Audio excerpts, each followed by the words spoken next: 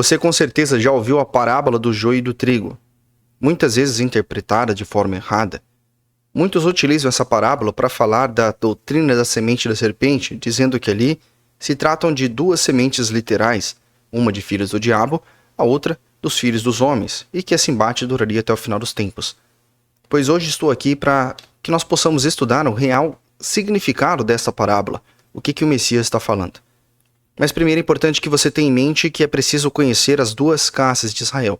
Então, se você ainda não conhece, não sabe o que são as duas casas de Israel, recomendo que assista uma série de documentários, são 3 vídeos que tem aqui no canal, intitulados As Duas Casas de Israel.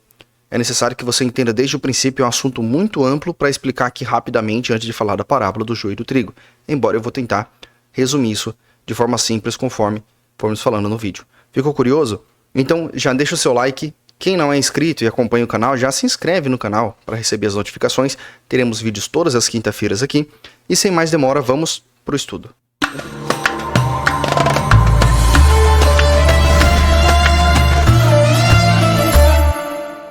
Um princípio importante dentro do estudo bíblico, nós entendemos a linguagem que o Messias usa. Tem determinadas palavras que ele utiliza não apenas uma vez, e dentro das vezes que ele utiliza, ela sempre vai ter o mesmo significado. E nós vamos analisar primeiramente agora a explicação que ele dá da própria parábola. E através da explicação que ele dá, nós vamos entender esse conceito. Então vamos abrir aqui o texto de Mateus capítulo 13. Mateus capítulo 13, e ele vai explicar aqui do versículo 37 em diante.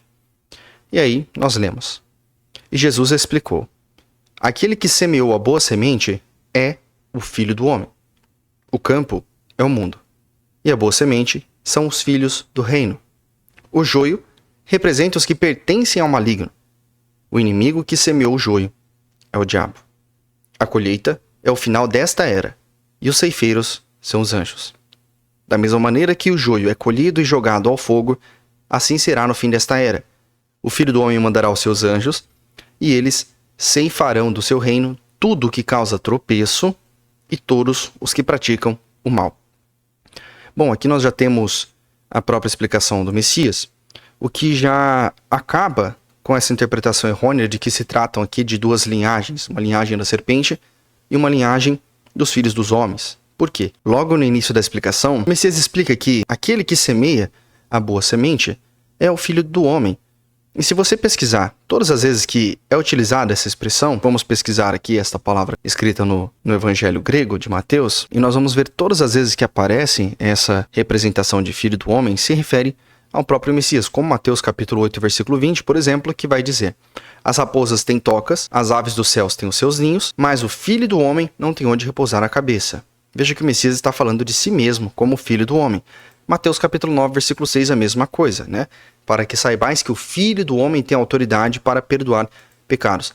Em todos os textos, Mateus 10, 23, 11, 19, 12, 40, 13, 37, que é esse nós lemos, 13, 41, 16, 23, 17, 19, todos os textos que nós vemos esta palavra sendo aplicada nos evangelhos, ela vai se referir à própria pessoa do Messias, Yeshua. E o que isso significa? Vamos supor que essa teoria da semente da serpente estivesse certa, e que quando nós estamos falando da semente do joio que foi jogada, aqui nós vemos a questão, né? O campo é o mundo, a boa semente são os filhos do reino, e o joio representa os filhos do maligno, né? Os que pertencem ao maligno. Vamos supor que isso aqui seja literal, estejamos falando de uma semente literal, filhos. Quem que é o que semeou a boa semente? É o Filho do Homem, é o Messias. Se isso aqui é literal, porque quem semeou o joio foi o diabo, logo ele também é semeador. Se é literal e são filhos, então os filhos do reino também são filhos literais do Messias. O Messias teve que ter uma esposa, ter filhos, e a partir dessa linhagem, então você tem a semente pura e a semente impura. Vê como não faz sentido essa introdução sobre semente da serpente em cima da parábola do joio e do trigo? Mas o que essa parábola significa para nós? Como eu já disse no início do vídeo, é importante conhecer as duas casas de Israel, quem é Efraim, quem é Judá. E um dos profetas que fala muito sobre a casa de Israel, sobre Efraim, é o profeta Oséias. É onde ele menciona ali, através dos nascimentos dos filhos de Oséias, o Criador ele menciona, faz uma alusão à casa de Israel e o que aconteceria com elas. E ali ele tem 3 filhos. É importante você entender o papel de cada um desses filhos. E só para mostrar que essa parábola se aplica a Israel especificamente e não a linhagens, é só nós vimos aqui nos filhos do reino. Vou pegar o texto aqui sobre os filhos do reino. Nós temos aqui filhos, né, do reino. Vamos pesquisar as vezes que o Messias utilizou essa linguagem, sobre quem que ele estava falando.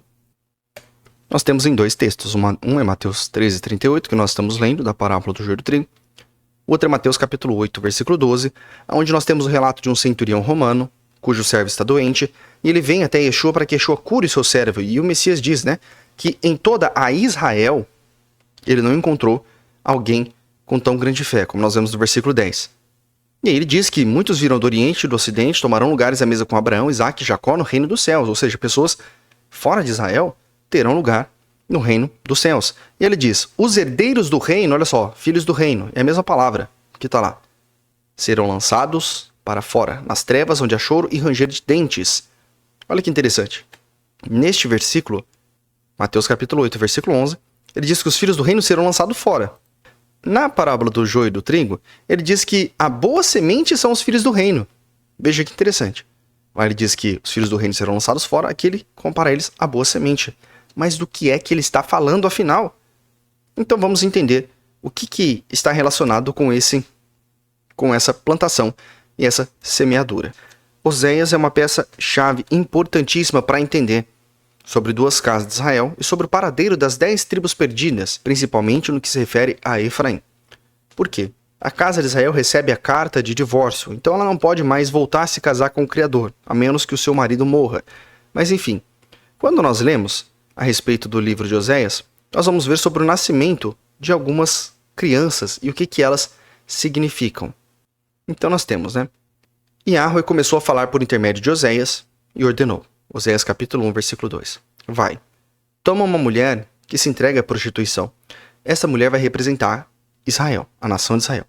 Os filhos que vos nascerem serão os filhos de infidelidade, ou seja, filhos fora do casamento, porquanto toda a nação, ou seja, toda Israel, é culpada do mais vergonhoso adultério. Afastar-se de Yahweh e apegar-se à idolatria. Veja que o próprio Criador explica aqui o que significa esse ato de Oséias de se casar com uma mulher adúltera.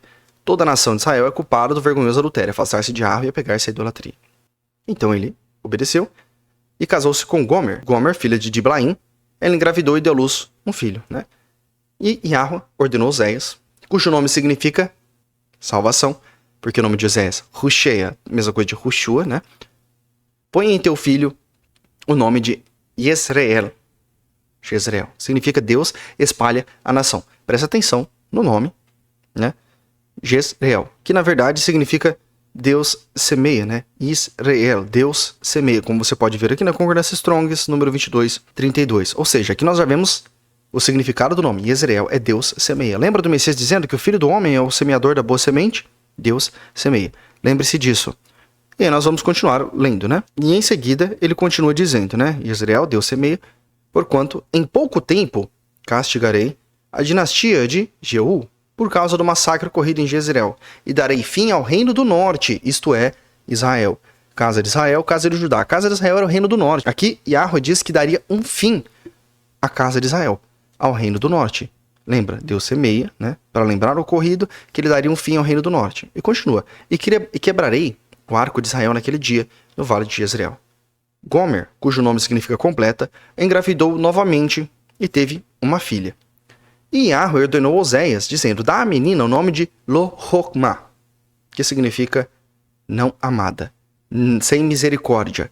É isso que significa Lo-Hokmah. Aqui nós temos o nome Lo-Hokmah, né? Hokmah que significa misericórdia, que significa compaixão. O Criador está dizendo que não terá compaixão, e ele continua. Pois não mais demonstrarei compaixão e favor para com Israel, a ponto de conceder perdão. O reino do norte de Israel, que recebe carta de divórcio, isso está no vídeo das duas casas, eu explico muito bem isso, ela não pode mais voltar para a aliança, porque ela rompeu a aliança, ela recebeu a carta de divórcio. Então, o Criador diz, não mais demonstrarei compaixão e favor para com Israel, a ponto de conceder perdão. Aqui o Criador está dizendo que o pecado da casa de Israel foi tão grave que não era nem para ter perdão. Mas ele continua dizendo, né? Contudo, tratarei com amor a casa de Judá, o reino do sul, e o salvarei, por Yahweh, seu Elohim. Olha só como é que o Criador, ele deixa claro. Hoje eu vejo muitas pessoas falando mal dos nossos irmãos judeus. O Criador já, naquela época, deixava claro, né? Tratou com amor a casa de Judá. Porque a casa de Judá não recebeu carta de divórcio, apesar de tudo, né? Ele diz, eu salvarei. E esse que te daria a vitória, não pelo arco ou por intermédio de guerras, tampouco pelo poder de cavalos e cavaleiros. Os judeus que estão esperando o Messias militar desde a época do Segundo Templo nunca leram esse texto. Enfim. E continua, depois de haver desmamado sua filha, Lohumá, a esposa de José teve outro filho. E que nome ele recebeu? Yahweh ordenou, dê-lhe o nome de Lo-Ami, que significa não meu povo. Lo-Ami significa não meu povo. Por quê? Porquanto não sois meu povo, tampouco sou o vosso Deus. Ele fala isso para a casa de Israel. Vocês não são meu povo. E o que isso aqui tem a ver com a parábola do joio do trigo que você ainda não entendeu? Vamos continuar. Apesar de tudo, os israelitas ainda serão como a areia da praia, porque não se pode medir nem contar. No lugar onde se dizia a eles, não sois meu povo, eles passaram a ser chamados filhos do Deus vivo. Olha o Criador. Vocês, que hoje não são considerados meu povo, casa de Israel, serão chamados filhos do Deus vivo. Sendo assim, o povo de Judá e o povo de Israel serão reunidos como uma só nação e constituirão sobre si um só líder, o Messias, e se erguerão da terra com todo vigor, pois será grande o dia de Esreel. Leia todo o livro de Oséias para você entender a questão de Efraim e principalmente a questão das duas casas de Israel. E aí você vai entender as parábolas do Messias todas, inclusive isso aqui, olha só. O que o Criador fala para a casa de Israel? Farei cessar todos os seus contentamentos, suas festas de Rodesh, os seus Shabbatots e todas as festas fixas solenes. Por que hoje o cristianismo não guarda o Shabat? Por que a gente perdeu dentro do calendário as questões das festividades? Porque foi o próprio Criador que tirou. Isso aqui foi castigo, não foi o sistema. Não foi o sistema, os Illuminatis, os maçons que fizeram isso. O próprio Criador determinou que deveria ser assim, como punição. E aí vamos direto ao ponto que tem a ver com a parábola do joio e do trigo. Porque se a gente for bater em cima de Oséias aqui, você vai entender Apocalipse, você vai entender Romanos, você vai entender Gálatas, você vai entender todos os livros do Novo Testamento. Mas para entender a parábola, a gente tem que ir direto no que está na parábola do joio e do trigo, não é verdade? Versículo 23, capítulo 2, versículo 23. Eu os semearei na terra para a minha própria pessoa, e terei misericórdia de quem denominei sem misericórdia. E afirmarei aquele chamado, não meu povo, sim, tu és meu povo. E ele responderá, sim, Elohim, tu és nosso Deus. Veja, lá em Mateus, o Messias diz que ele é o semeador da boa semente. E ele fala que as boas sementes são os filhos do reino. E como nós vimos, os filhos do reino são a nação de Israel. E dentro do texto de Oséias, o Criador diz que ele semearia entre as nações. E o que isso tem a ver? Quando as 10 tribos do reino do norte são espalhadas, a casa de Israel, principalmente através de Efraim, se espalhou por todas as nações e se misturou consanguinamente com outros povos. Houveram casamentos. E desses casamentos, a semente que foi plantada entre as nações, existem ali pessoas que vão dar frutos ruins e pessoas que vão dar frutos bons. Afinal, como é que se diferencia o joio do trigo? Principalmente os de Israel. É quando ele começa a produzir os frutos, os grãozinhos. Porque ele cresce e através das suas sementes você vê que uma semente não presta e que outra semente é boa. Por isso que tem que esperar ele crescer. E continuando nessa explicação sobre semear, vamos lá no livro de Zacarias agora, que você vai ver mais uma vez o Criador falando a respeito disso. Aqui em Zacarias, capítulo 10, nós vamos ler aqui o versículo 9. Se você quiser ouvir antes, você vai ver sobre quem que o Criador está falando, tá? Ele diz, fortalecerá a casa de Judá e salvará a casa de José. José, que é pai de Manassés e Efraim, representante da tribo de Efraim. E os traria novamente para estabelecê-los, porque tenho misericórdia deles. Olha, igual o profeta Osés disse, né? Versículo 7. E os de Efraim, olha a casa de Israel aqui. Efraim que se misturou com as nações, serão como um homem poderoso. Seu coração se alegrará com pelo vinho, sim, e seus filhos o verão e se alegrarão. E seu coração se regozijará em Yahweh. E o versículo 9. E os semearei por entre os povos, e se lembrarão de mim em terras distantes, e viverão com seus filhos e voltarão. O Criador disse que espalharia eles entre as nações. Agora nós temos uma noção sobre o que está sendo falado lá na parábola do joio do trigo. Vamos terminar de ler agora? Em Mateus, capítulo 13, no versículo 36. Aliás, o versículo 37, né? Vamos lá. O que semeia a boa semente é o filho do homem, é o Messias. Lembra? Yesreel, Deus semeia. Lembra que tanto Lo-Hukmah quanto Lo-Ami, Judá e Israel, eles vão ser reunidos sobre a liderança de Yezreel, a liderança do Messias, Yezreel, Deus semeia. Então veja, Deus semeia, né? O que semeia a boa semente é o filho do homem, Ben-Adan, é o Messias. O campo é o mundo, as nações, o Olam. A boa semente são os filhos do reino, Israel, olha só, como nós vimos, né? E o joio são os filhos do perverso. Aqui nós já vemos que não é literal. A questão aqui é espiritual. Tanto que, quando Israel se torna uma nação, pessoas que estavam no Egito, pessoas que estavam em Damasco, nas regiões vizinhas, podiam fazer parte de Israel. E o Criador diz isso, esse do capítulo 12, é só você ler. E ele diz, né? O inimigo que semeou é Satã, o diabo, e a colheita é o fim do mundo. Os ceifeiros são os anjos. Portanto, como o joio é colhido e queimado no fogo, assim acontecerá no fim deste mundo. Lembra que ele diz que muitos se assentarão na mesa com Abraão, pessoas do norte, do oriente, e que os próprios filhos do reino muitas vezes teriam o seu fim terrível nas trevas. A mesma coisa aqui, é o final do joio. O filho do homem virá aos seus anjos e eles escolherão do seu reino, vejam novamente, reino, tudo que escandaliza e os que praticam iniquidade. Olha só, qual que é a relação disso aqui com algo físico? Será que as pessoas são más porque elas nascem para ser más? Porque se for, não tem necessidade de arrependimento. O que ele está querendo dizer aqui? Claramente, se você conhecer a estrutura das duas casas de Israel, você vai perceber que Israel se misturando com as nações, ela não simplesmente se misturou fisicamente, mas ela se misturou culturalmente, através de suas práticas, e aí vem a semente de Satã. Por quê? Dentro dos conceitos daquilo que o Criador quer para o seu povo, entraram pessoas liderando grupos, ensinando doutrinas, muitas vezes como essa doutrina da semente da serpente, outras doutrinas, para tentar corromper. E aí isso tem relação com a outra parábola que o Messias faz sobre a semente. As pessoas que recebem, que são terra fértil, a mensagem quando é sufocada entre espinhos, e dá toda a explicação. No meio da boa semente, existem sementes ruins. E como o Messias sempre disse, é pelos seus frutos que conhecereis. Não é segundo a sua linhagem, não é segundo o seu sangue, mas segundo as suas obras. O Messias, de modo algum aqui, ele está falando de duas linhagens. Está falando de uma linhagem física, de serpente, uma linhagem física de mulher. Ele está falando daqueles que dentro da casa de Israel, que foram espalhados entre as nações, vão produzir bons frutos. Porque até que se chegue o momento da colheita, é muito difícil você diferenciar. Quantas pessoas estão por aí ensinando doutrinas em nome do Messias, ensinando muitas vezes techuvá, líderes israelitas aí que estão aí criando seitas aí, que para quem não se aprofunda nas escrituras acaba sendo indistinguível. Parece que todos eles têm a verdade, parece que estão certos, parece que estão levando no caminho, e muitos levando para um caminho tortuoso. E é aí que você vai conhecer o que é o joio e o que é o trigo. Ele deixa isso bem claro. A questão é que o campo onde foi semeada essa semente é o mundo, foram espalhados. E a boa semente são os filhos do reino. Então, o que essa parábola tem a ver com descendência de serpente, descendência de Adão? Nada. Ela fala sobre os filhos de Israel, sobre a casa de Israel ser espalhada. E aí, é importante que você tenha em mente que os discípulos do Messias entenderam essa parábola. Quer um exemplo? O próprio apóstolo Paulo, na sua carta aos Romanos, ele fala a respeito disso, conforme nós vamos ver aqui.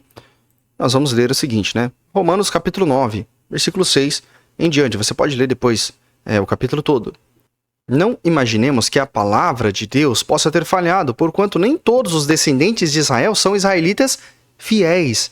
Veja, aqui já fala de joio e trigo. Nem todos os descendentes de Israel, os filhos do reino, são israelitas fiéis. Nem por serem descendência de Abraão, se tornaram todos filhos de Abraão. Ao contrário, por intermédio de Isaque, a tua descendência será considerada. Olha só Paulo falando lá, Isaque, ou seja, não é através de Ismael, em outras palavras, né? Não são os filhos naturais que são os filhos de Deus. Não são todos os filhos de Abraão que são filhos de Deus. E nem todos os filhos de Israel que são filhos de Deus. Por quê? Mas os filhos da promessa é que são considerados como descendentes de Abraão. A promessa. Qual promessa? Quando diz que não são todos os naturais. A promessa feita através de Isaque. A promessa que depois é feita para Jacó. Pois assim, no que a promessa foi declarada, no tempo certo virei novamente e Sara dará-los um filho. Olha só. Através de Isaque. E nós vamos continuando, né? Amós, capítulo 9, versículo 9. Portanto, darei ordens e sacudirei... Quem? Quem? A casa de Israel, entre todas as nações, do mesmo modo que sacode o grão na peneira. Contudo, nenhum só grão cairá sobre a terra. Todos os pecadores, versículo 10, que há no meio do meu povo, olha só, joio e trigo. Por quê? É o joio que está no meio do trigo. Todos os pecadores que há no meio do meu povo serão exterminados por meio da espada do juízo, os quais alegam: a desgraça jamais nos atingirá, tampouco seremos encontrados por ela. Eis, portanto, que naquele dia levantarei a tenda caída de Davi, novamente 2 casas de Israel. Espero que você tenha entendido sobre a parábola do joio e do trigo.